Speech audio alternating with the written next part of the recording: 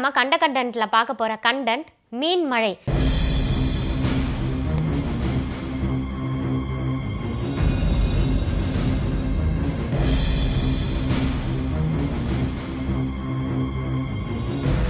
இயற்கையை பிடிக்காதவங்க யாருமே இருக்க மாட்டாங்க. இயற்கை தன்னுள் நிறைய அற்புதமான விஷயங்களை புதைச்சி வச்சிருக்கிறதாவே சொல்லலாம். அப்படி இயற்கை நிகழ்த்திய ஒரு அதிசய நிகழ்வு தான் மீன் மழை. முதல்ல இந்த மீன் மழை எந்தெந்த இடத்துலலாம் பொழிஞ்சிருக்கு அப்படின்னு நம்ம பார்க்கலாம். 1861ஆம் ஆண்டு சிங்கப்பூர்ல மீன் மழை பொழிஞ்சிருக்கு. ரெண்டாவதா 2008 டிசம்பர் 12ஆம் தேதி கேரளால மீன் மழை பொழிஞ்சிருக்கு.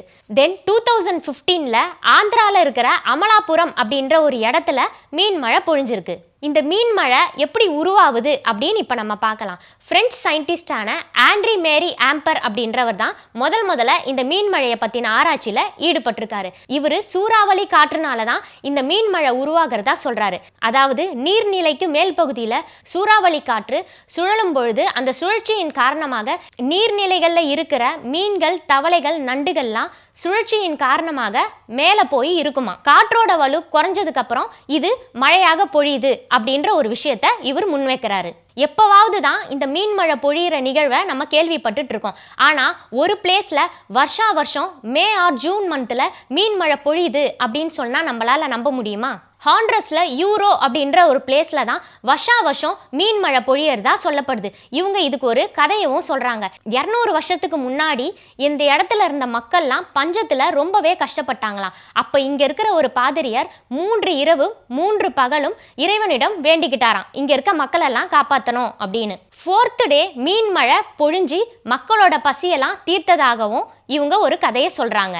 அதுல இருந்து வருஷம் ஜூன் ஆர் மே மந்த்ல இங்க மீன் மழை பொழியறதாகவும் இவங்க குறிப்பிடுறாங்க.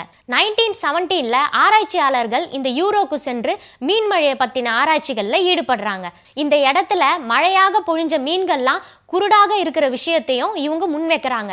இந்த யூரோல இருந்து 200 கிலோமீட்டர் தொலைவில் தான் அட்லாண்டிக் ஓஷன் இருக்கான். அங்க ஆழ்கடல்ல இருக்கிற மீன்கள் தான் இங்க மீன் மழையா பொழியுது அப்படின்ற ஒரு விஷயத்தையும் இவங்க குறிப்பிடுறாங்க. வருஷம் ஜூன் இல்லைனா மே மந்த்ல ஒரு பயங்கர புயல் ஒன்று உருவாகுமா. அந்த புயல் அடங்கின உடனேயே இங்க மீன் மழை பொழிய ஆரம்பிச்சிருமா. இதே மாதிரி இன்னொரு கண்டென்ட்டோட அடுத்த கண்டென்ட்ல நான் உங்களை சந்திக்கிறேன்.